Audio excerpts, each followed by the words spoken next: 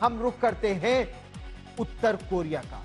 क्या Kim Jong Un तीसरा विश्व युद्ध कराने की तैयारी में है? दक्षिण कोरिया की खुफिया एजेंसी के हवाले से एक बड़ी खबर इस समय आ रही है, जिसके मुताबिक उत्तर कोरिया के सैनिक रूस के समर्थन में वहां जाकर युद्ध रूस की सेना के साथ लड़ सकते हैं। यानी रूस की सेना के बिल्कुल बगल में यूक्रेन के खिलाफ उत्तर कोरिया की सेना को उतारा जा सकता है। रूस और यूक्रेन की जंग में अब उत्तर कोरिया के सैनिक भी कूदने की तैयारी में है, और अगर ऐसा हुआ तो यह तीसरे विश्व युद्ध की तरफ दुनिया को बात धकेल सकती है। बहुत बहुत बड़ी चिंता की बात यह पूरे विश्व के लिए है। जो तस्वीरें आप देख रहे हैं उसमें दो चीजें महत्वपूर्ण हैं। किम जोंग उन किस तरह से वो ट्रेन के एक रास्ते से कुछ समय पहले वो रूस गए भी थे। व्लादिवोस्तोक में उनकी राष्ट्रपति पुतिन के साथ मुलाकात भी हुई थी। 155 मिलीमीटर तोप के गोले, एम्यूनिशन, 7.62 mm राइफल की गोलियां और ऐसे युद्ध के तमाम साजो सामान उत्तर कोरिया की फैक्ट्री में बन रहे हैं, और उत्तर कोरिया की फैक्ट्री से बनकर ये सारे हथियार रूस को दिए जा रहे हैं। आशुतोष मिश्रा मेरे सहयोगी ज्यादा जानकारी के साथ अब हमारे साथ जुड़ रहे हैं। और आशुतोष, अगर उत्तर कोरिया के सैनिक रूस के साथ यूक्रेन के खिलाफ युद्ध के मैदान में उतरते हैं तो ये यूक्रेन के लिए एक बहुत बड़ा गेम चेंजर हो जाएगा, बहुत बड़ा खतरा हो जाएगा।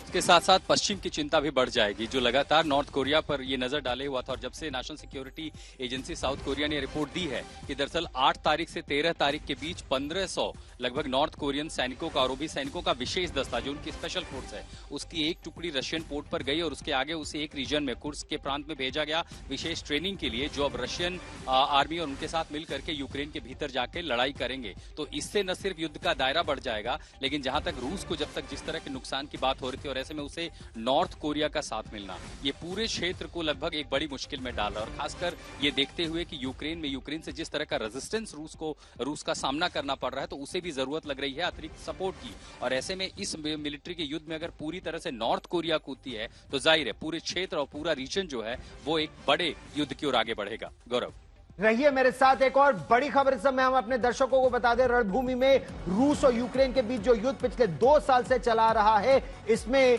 यूक्रेन की रक्षा खुफिया निदेशालय के प्रमुख के मुताबिक लगभग 11,000 उत्तर कोरियाई पैदल सेना के सैनिक यूक्रेन में लड़ने के लिए इस समय कुर्स्क के इलाके में, पूर्वी रूस के इलाके में उनका विशेष प्रशिक्षण चल रहा है। द वॉर जोन की रिपोर्ट के मुताबिक लेफ्टिनेंट जनरल किरिलो बुडोवनोव ने कहा है कि 1 नवंबर को यूक्रेन में लड़ने के लिए ये सैनिक तैयार हो जाएंगे। 11,000 सैनिक। जनरल बुडोनोव ने यह भी कहा है कि उत्तर कोरियाई सैनिक रूसी उपकरण और गोला बारूद का इस्तेमाल करेंगे।